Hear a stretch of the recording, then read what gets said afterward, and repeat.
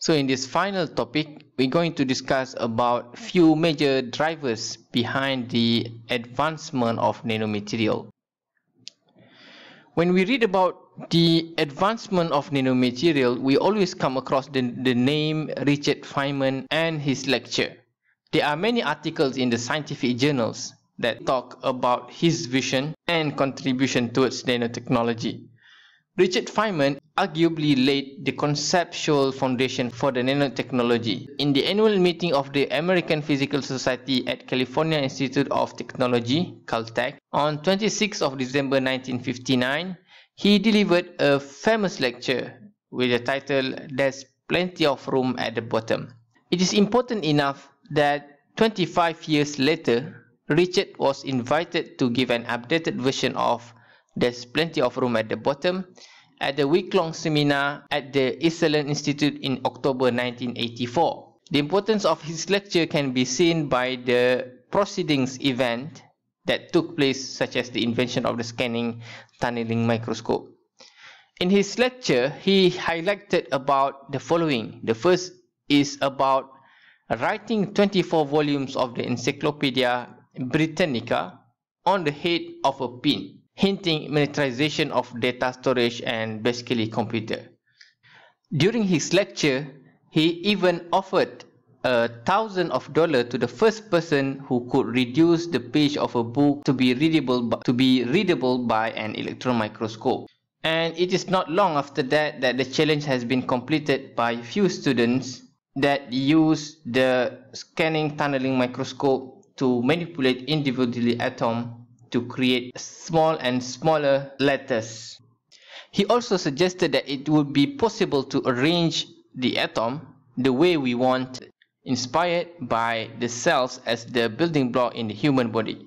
He said a physicist should be able to synthesize any chemical substance by putting the atoms where the chemist says. He also called the researchers or the scientists to improve the resolution of the electron microscope. He also talked about how nano objects can solve issues regarding lubrication in engine, which is a big issue during that time. And he also mentioned about nano machines, which he called tiny hand, that helps us to interact with the nano scale object. Most of his predictions not only came true, but in some cases exceeded expectation. After all, after 6 decades of innovation and research, there is still room at the bottom. This diagram represents the nanotechnology race set in motion by Feynman lecture between various disciplines from 1940 until now to get smaller and smaller. It also shows the evolution of the fields related to nanotechnology. In 1940, in electrical engineering, the size of each electrical component are large, that eventually make the size of a computer into several meters. In biology, the focus is at the cellular level in the micrometer scale, while chemistry has already started to focus about the smaller scale. In 1960, the electronics components are already in the size of few millimeters, while biologists are now focusing on the molecular biology. In 1980, electronics has now evolved into microelectronics in pursuit of ever smaller device into the limelight. The evolution of this miniaturization has been brought about by the tremendous advances in the semiconductor industry and the ability to produce smaller and smaller integrated circuit. However, starting from the year 2000, most of the field has overlapped with one another and a lot of new application has been developed. For example, nanomedicine evolved from the classical life science disciplines like molecular biology and biochemistry. From microelectronics become nanoelectronics, biology and engineering combined to become bio-nanotechnology.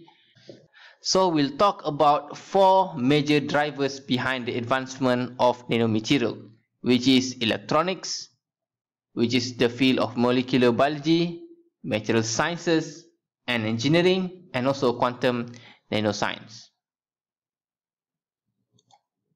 In electronics, the continuous scaling of device size in the complementary metal oxide semiconductor transistor has been the fundamental driving force in nanotechnology in the last several decades. And this trend can be represented by Moore's law. According to Moore's law, developed by Gordon Moore, that the number of transistors in a chip will be doubled in every 2 years. So therefore, in a graph of the number of transistors in a single chip versus year, it should show a linear trend. Taking challenges from Moore's law, scientists and engineers have been able to relentlessly push down the limits. And today we are able to pack more than 1.9 billion transistors into one chip compared to 60 transistors in the same area 40 years ago. However, even Gordon Moore himself acknowledged that his law cannot be sustained forever. He noted in 2005 that eventually transistor size will reach the limit of atomic size, which is the fundamental barrier to scaling.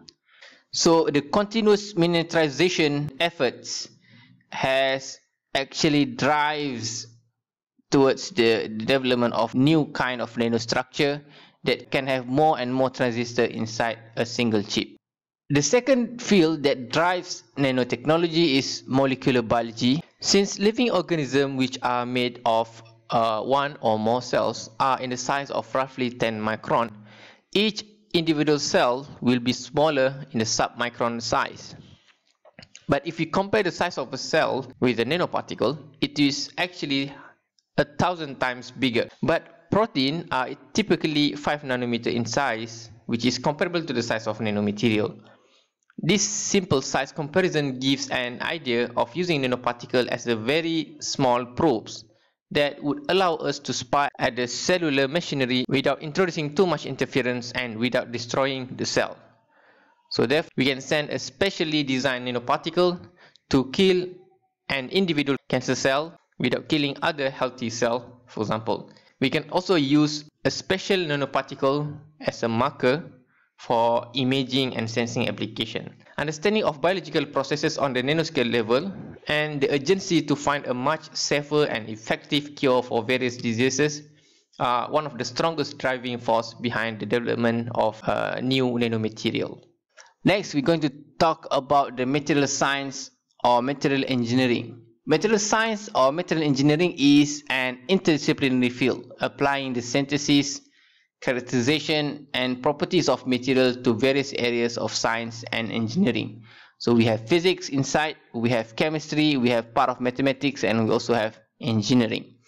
What properties we are searching in a material? So the answer is strength. We're looking for strength, hardness, flexibility, thermal, magnetic, optical and electrical properties, stability, catalyst, reusability, eco-friendly and biocompatibility, and also low cost. To be able to find a material that suits our need, we need to get into a nanomaterial, since nanomaterial will provide a lot more room for tunability. The nanometer length scale is the largest one over which a crystal can be made essentially perfect. The ability to precisely control the arrangement of impurities and defects with respect to each other, and the ability to integrate perfect inorganic and organic nanostructure holds forth to the promise of a completely new generation of advanced composite. Another drivers of nanotechnology is the quantum nanoscience or nanotechnology. Based on the timeline, the quantum mechanics have been developed long before the birth of nanotechnology. So the race into probing into the quantum world is what accelerates the progress in the nanotechnology field, since the majority of weird phenomena in nanomaterials can only be explained using quantum mechanics. Quantum nanoscience is a new basic research area at the intersection of nanoscale science and quantum science that creates the understanding that enables development of various nanotechnologies. It uses quantum mechanics to explore and utilize coherent quantum effects in engineered nanostructure. And this may eventually lead to the design of new types of nano device and nanoscopic scale material. So in summary, in nanotechnology we have various disciplines we require a true interdisciplinary efforts in various disciplines. So that's all. If you have any question, you can post in the comment section or just email them to my email at munze@usm.my. Thank you for your attention and all the best.